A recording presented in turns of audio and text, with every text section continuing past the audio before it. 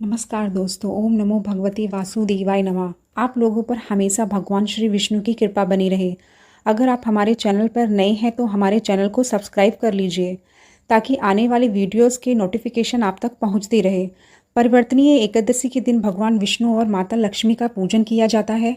इस व्रत को रखने से व्यक्ति को सुख, समृद्धि और धन की प्राप्ति होती है।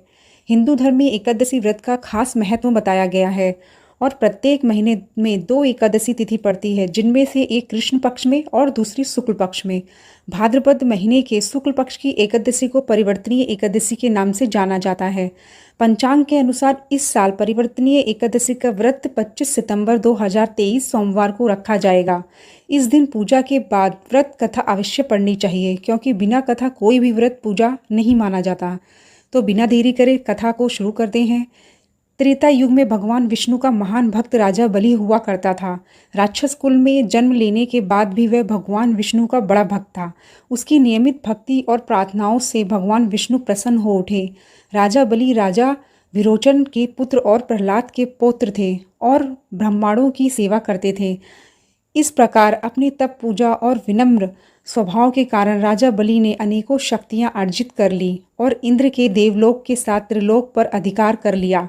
इससे देवता लोक विहीन हो गए। इंद्र को उसका राज्य वापस दिलवाने के लिए भगवान विष्णु को वामन अवतार लेना पड़ा। वे वामन अवतार अर्थात बौने ब्राह्मण का रूप धारण राजा बलि के पास गए पहने और उनसे अपने रहने के लिए 3 कदम के बराबर भूमि देने का आग्रह करने लगे।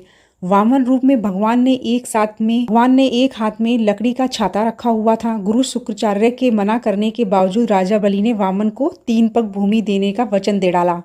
वचन सुनकर वामन अवतार अपना आकार बढ़ाते गए और उन्होंने इतना आकार बढ़ा लिया कि पहले कदम में पूरी पृथ्वी को नाप लिया, दूसरे कदम में देवलोक को नाप लिया। उनके तीसरे कदम के लिए कोई भूमि ही नहीं बची। तब वचन के पक्के राजा बलि ने कदम रखने के लिए उन्हें अपना सिर प्रस्तुत किया। वामन रूप रखे भगवान विष्णु राजा बलि की भक्ति और वचनबद्धता से अत्यंत प्रसन्न हो गए और राजा बलि को पाताल लोक का राज्य दे दिया।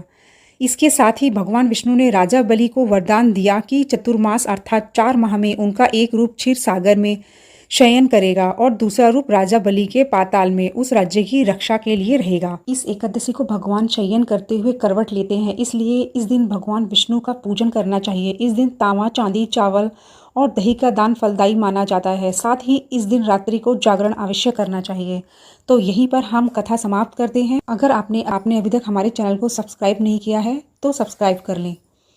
मिलते हैं अगली वीडियो में, तब तक के लिए नमस्कार।